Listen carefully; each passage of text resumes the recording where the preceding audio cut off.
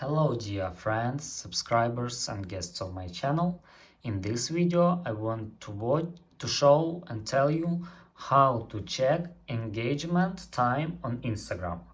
Please put your like, subscribe to my channel, share this video with your friends and let's get started. So first we need to go to Instagram. After that we need to turn on professional mode. For that, you must go to this button on the three lines in the upper right corner. Click here. After that, scroll down and click Account Type and Tools. Click here. After that, click Switch to Professional Account. Click Continue. After that, choose what best describes you. Click Done. It can take up to 30 seconds. Choose Creator of Business.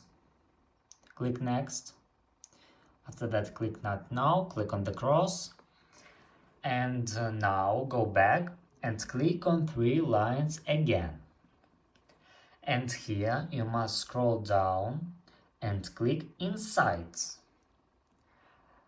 And here you can view Insights. And click here and call Accounts Engaged. Click here.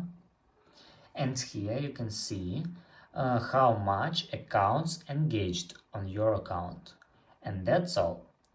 If you enjoyed this video and found it helpful, please put your like, subscribe to my channel and share this video with your friends.